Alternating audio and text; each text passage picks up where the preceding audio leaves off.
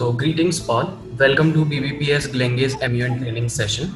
So now, as just there are only 2 or 3 days left for our BBPS Glengae's MUN to take place on October 3rd. So we are here for a training session. So I would welcome all the students as a delegate of BBPS Glengae's MUN to be the part of this training session. Now I would like to introduce our host, Mr. Ayush Ranjan. He is a debater and a distinguished leader, and what describe him being a part of circuit from past many years. He has contributed to many of the Model United Nations conferences with his intellect and with his aim to stand out from the crowd. He constantly works towards new ideas in every field of life. He believes in exploring and learning new things throughout. So I would like to hand over the mic to Mr. Ayush for the training session.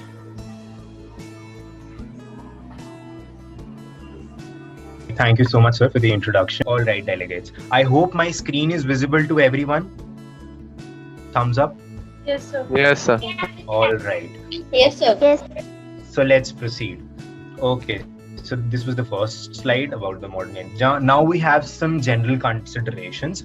So we'll first talk about the diplomatic courtesy. So basically, all of you delegates, you are expected to be members of the committee, and you will be representing various countries. I think by now you would have been allotted your countries as well. So over there, you are not by yourself. You are a representative of the country that you have been allotted, and there will be members from the executive board. Basically, the executive board is a panel of judges. So in formal language, you call them as executive board. The executive board in an online conference usually consists of a chairperson and a vice chairperson. So you see, the chairpersons have the authority to address diplomatic warnings to delegates who obviously violate the diplomatic courtesy. You always need to remember that discipline must be there in you while you are attending the conference, because you are representing a particular country. All right. And after that, let's see what kind of things that you have to use. You should avoid using personal pronouns like I, you, we. All right. You should use the delegate of India. For example, if you are allotted the country of India, you should always refer to yourself as the delegate of India. The delegate of India would like to do this, would that, to raise a motion, to raise a point, or whatever it is. Also, please remember that all the fellow delegates, you will be calling them only by the name of their country. For example, if a particular delegate is representing Russia, so you will, say to them as delegate of Russia, please tell me this, please tell me that. You will not use names. All right. I think this is clear to everyone. You can give a thumbs up. All right. Yes, sir. Also, the next thing that you need to keep in mind, you will always address your chairperson as chair, sir, or ma'am. All right. The same goes for the vice chairperson. I hope this is clear. Can we move on? Yes, sir. Yes, sir. All right. Yes, sir. Now, the next thing that we have, we'll be beginning with how the parliamentary procedure works. So the first thing when you enter into a committee is called, what happens is a roll call.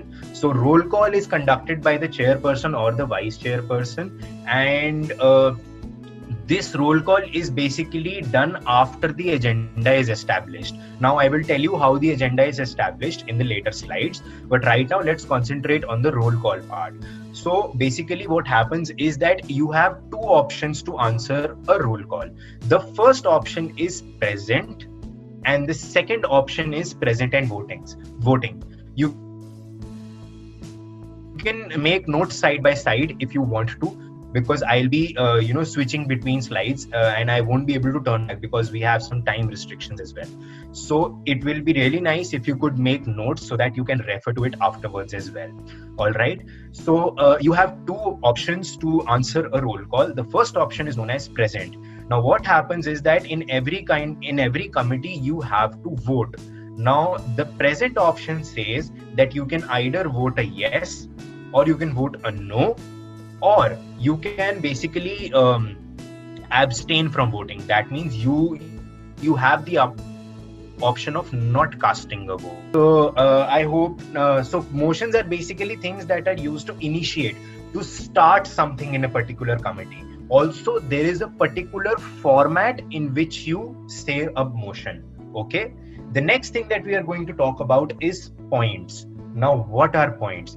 Points are basically used by each and every delegate individually for various purposes, such as seeking clarification, or even if you want to ask questions, or if you want to basically clarify something about the procedure from the executive board, or any personal issues that you have, like audibility issues, video issues, drinking water, using the washroom, anything, any sort of that thing.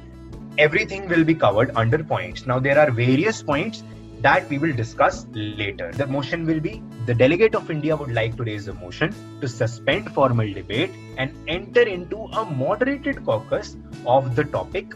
Then you can mention the topic of your moderated caucus with total time. That means you know that the maximum time limit is 20 minutes. So you can say anything between 10, 15, 20 minutes, whatever you wish.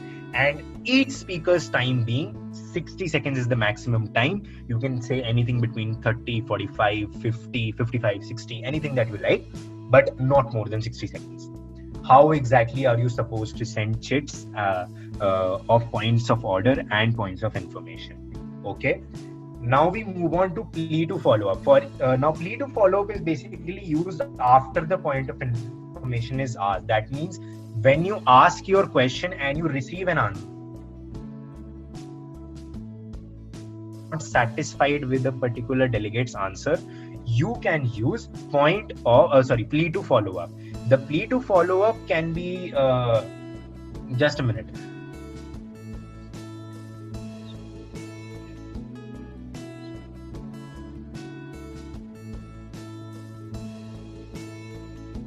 Rohit, for recordings, you can refer to YouTube. You can find various committee sessions that are being conducted, and you can just have a look. There are a lot of videos on YouTube that explain the concept of MUN if you still have other doubts.